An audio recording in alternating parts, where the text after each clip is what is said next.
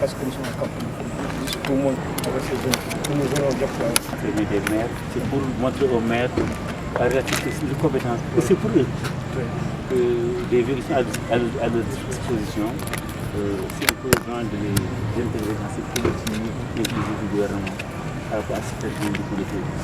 dans le cadre de la mise en œuvre des plans de financement aussi, les maires devraient un budget. Oui, Donc, pour notre périmètre de 586 km. Donc c'est un port qui a été érigé en site patrimonial en 1980 et les réserves de stock en montagne.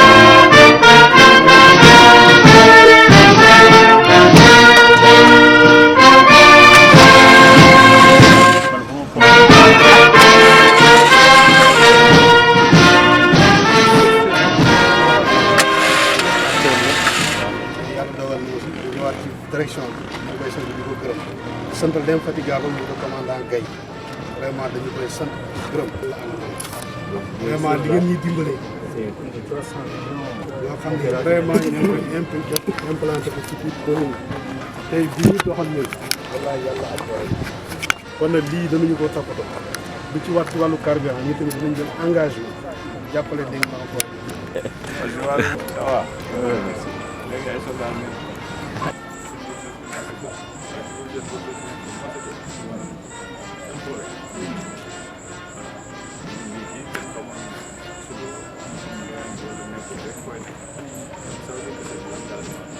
J'étais venu prendre contact, saluer donc les services du département en profitant justement de la fin du Conseil des ministres parce qu'on a un peu plus de liberté, sinon on était un peu à disposition. Mais je ne pouvais pas partir sans quand même voir nos services, bien que je reviendrai ici en visite de travail et de prise de contact. Effectivement, le département nous ont rappelé quelques difficultés qu'ils rencontrent dans le cadre du travail. Vous avez parlé de l'équipement, donc ça veut dire que vous avez bien écouté. Voilà, l'effectif, la dimension de la tâche, donc, notamment pour le parc qui est assez important. Et tout ceci, en fait, déjà au niveau ministériel, on a la situation, parce que c'est la première situation qui m'a été faite des différents services aujourd'hui. Les soucis sont partagés, c'est d'abord vraiment un déficit d'hommes, parce que la tâche est très large.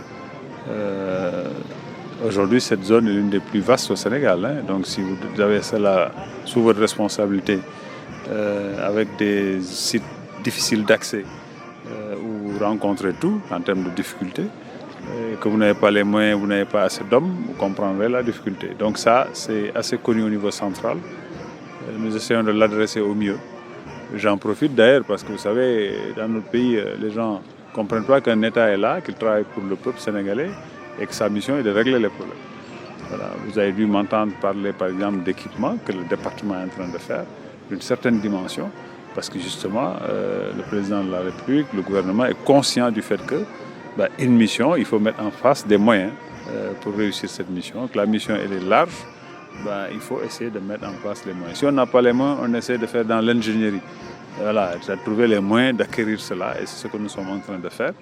Et normalement, tous ces soucis aujourd'hui, en termes de citernes, en termes de chargeurs, en termes de camions de déplacement, les gens s'étonnent de voir des véhicules pour transporter des troupes, mais ces gens, s'ils doivent faire des kilomètres, il faut bien les transporter, etc. Donc tout ce qui touche à la lutte contre les feux de brousse qui sont un souci pour nous. Dire qu'il faut faire des pare-feux, oui, mais avec quoi il faut le faire, etc.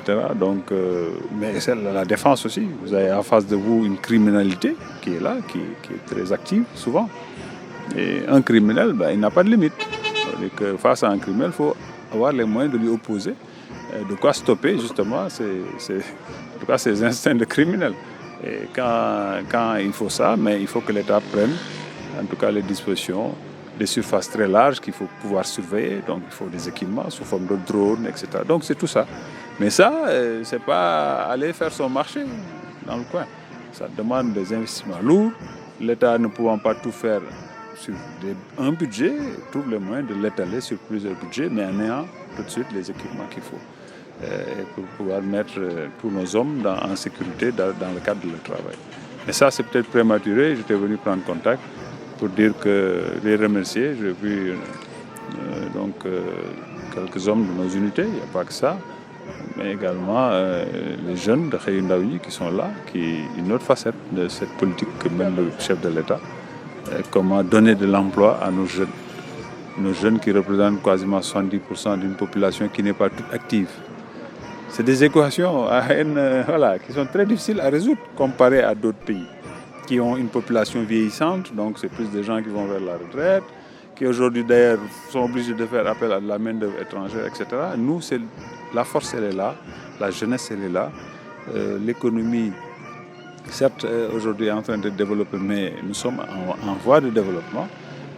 Donc là où des pays développés n'ont pas assuré le plein emploi, vous comprendrez que c'est plus difficile chez nous. Donc forcément, ce genre d'initiative aujourd'hui, décidé comme ça, de mettre 65 000 emplois au niveau des jeunes, parce qu'on veut quand même voir notre travail au niveau de ces jeunes-là. Donc ça, c'est un programme extrêmement important. Sur 3 ans, 450 milliards, il faut le faire. Le Sénégal aujourd'hui est un exemple dans ce qu'il fait. Beaucoup de nos confrères des autres pays viennent en immersion dans nos différents départements ministériels pour voir comment, par rapport à des crises multiformes, comment le Sénégal a su garder la tête haute de l'eau.